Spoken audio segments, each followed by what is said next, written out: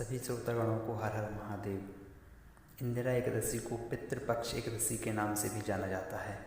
मान्यता है कि इस दिन जो भी व्रत रखता है उसे वैकुंठ में स्थान प्राप्त होता है। तो आइए इस पावन वेला पर अमृत रूपी कथा का श्रवणपान करते हैं। कुंती पुत्र धर्मराज युधिष्ठिर कहते हैं, हे श्री कृष्ण, अश्विन कृष्ण एकादशी का क्या नाम है? इसकी विधि तथा फल क्या है? कृपा कर बताइए। भगवान श्री कृष्ण कहने लगे कि इस एकादशी का नाम इंदिरा एकादशी है। यह एकादशी पापों को नष्ट करने वाली तथा पितरों को अधोगति से मुक्ति देने वाली होती है। हे राजन, ध्यानपूर्वक इस कथा को सुनो। इसके सुनने मात्र से ही वाजपेयी यज्ञ का फल प्राप्त होता है।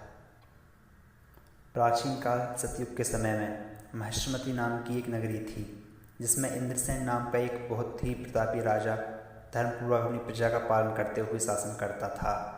वह राजा पुत्र पौत्र और धन आदि से संपन्न और विष्णु परम भक्त था। एक दिन जब राजा अपनी सभा में बैठे थे तो आकाश मार्ग से महर्षि नारद उतरकर उसकी सभा में आए। राजा उन्हें देखते ही हाथ जोड़कर खड़े हो गए और विधि पूर्वक आसन व अर्घ्य दिया। उनका सत्कार करने के बाद मुनि ने राजा से पूछा कि हे राजन, आप कुशलपूर्वक तो हैं? आपकी बुद्धि धर्म में और मन विष्णु भक्ति में तो रहता है ना? देवर्षि नारद की ऐसी बातें सुनकर राजा ने कहा, हे महर्षि, आपकी कृपा से मेरे राज्य में सब कुशल है तथा मेरे यहाँ यज्ञ कर्मादि सुकृत हो रहे हैं।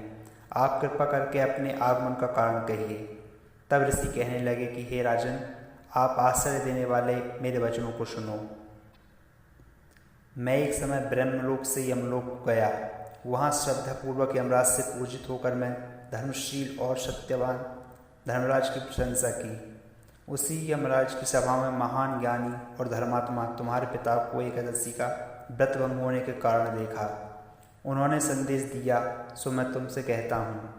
उन्होंने कहा कि पूर्व जन्म में कोई विघ्न हो जाने के कारण मैं यमराज के निकट रहा। सो हे पुत्र, यदि तुम अश्विन कृष्ण इंदिरा एकादशी का व्रत मेरे निमित्त करो तो मुझे स्वर्ग की प्राप्ति हो सकती है।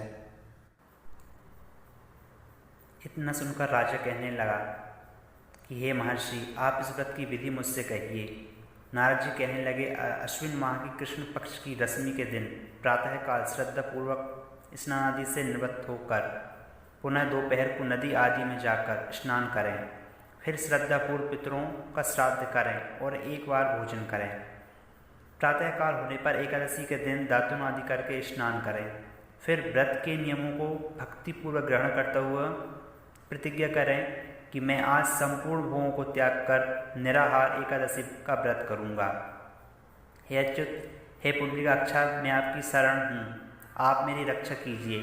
इस प्रकार नियम पूर्वक शालिग्राम जी की मूर्ति के आगे विधि पूर्वक श्राद्ध करके योग्य ब्राह्मणों को फलाहार का भोजन कराएं और दक्षिणा दें। पितरों के श्राद्ध से जो बच जाए उसे सूंघकर गौ माता को दें तथा धूप दीप गंध पुष्प नैवेद्य आदि सब सामग्री से ऋषिकेश भगवान का पूजन करें।